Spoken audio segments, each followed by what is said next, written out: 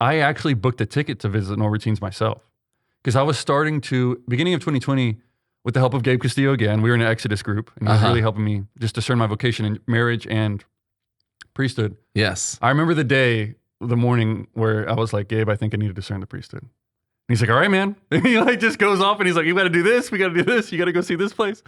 He was just on fire, which was great. But he told me that I needed to visit the Norbertines. And the Norbertines actually visited, they do like a tour every year. They go to A&M, Texas. They start in Austin, and then I think they go to A&M, and then they come to Houston. And they came to St. Teresa's, and the vocations director at the time, Father Ambrose, gave a talk. And it was an incredible talk. And I was like, wow. It was just on the kind of the crisis in the church and how, attendance is down, all these different problems we have, but how there's great hope.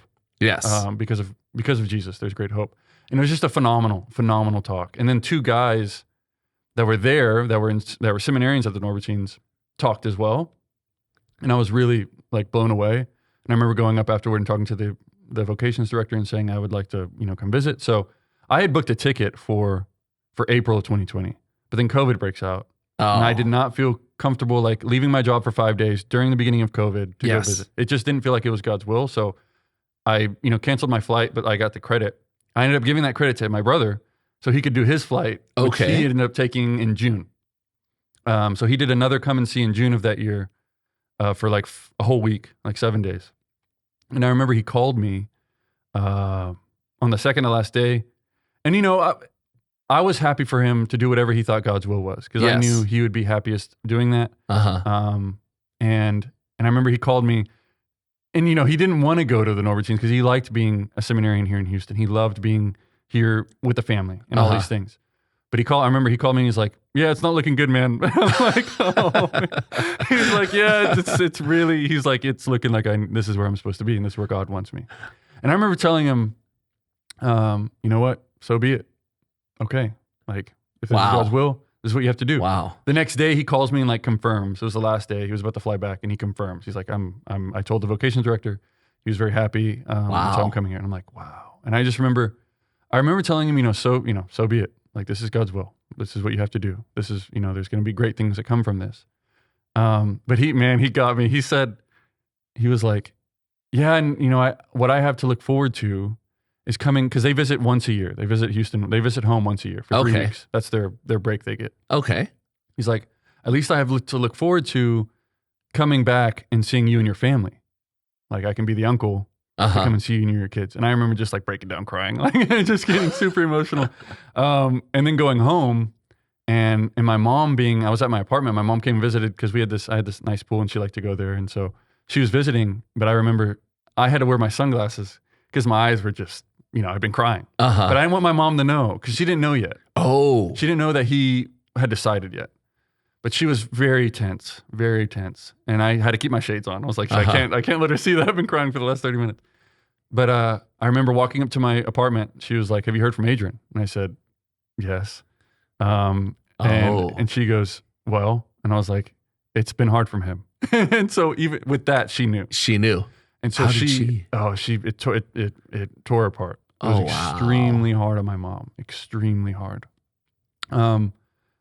She was extremely upset. And so Adrian was at the airport that day and she called him or he called her. And she was just, a mother's heart being broken can make mothers do very hard and kind of like harsh things. And so she's like, go live with your brother. Don't come home. Like, she was like so upset. Oh, wow. Yeah. And Adrian came home and he came to my apartment. And so he stayed with me. And I remember the day when he was like, okay, we got to go talk to mom. And I'm like, okay. And again, I was starting to kind of discern, but I had not told my mom anything about my discernment at all. But so we go to my mom's place and she's just like super upset. And I can tell she hasn't slept, like her eyes and everything. And she's just like kind of arguing with my brother. She's like, I'm never going to see, this is so selfish. How could you do this? Blah, so is that the big thing for her that he was leaving? He was leaving and, we'd only get to see him 3 weeks a year and just like she's losing a son. And so it's not necessarily the priest thing. No, because she was totally supportive of him being at Galveston, a seminarian for Galveston. Okay. Like, because she would get to be with him and see him and go to his masses when he was a priest, all that. So she was super happy about that. Okay. But the fact that he was leaving, she wouldn't get to see him. Yeah. So she was really, really upset. And I remember I'm sitting in the couch in the living room and they're at the island and they're just going back and forth. But my mom had told him the day before that she was like, she was so, and I totally understand in retrospect, but she was so upset. She's like, I'm done with the church.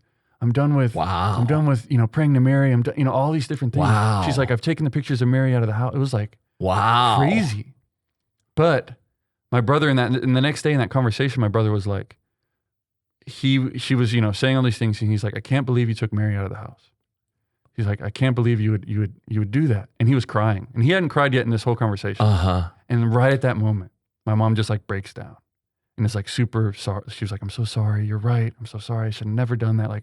So looking back, it's like once Mary stepped into the conversation, everything got better. Wow.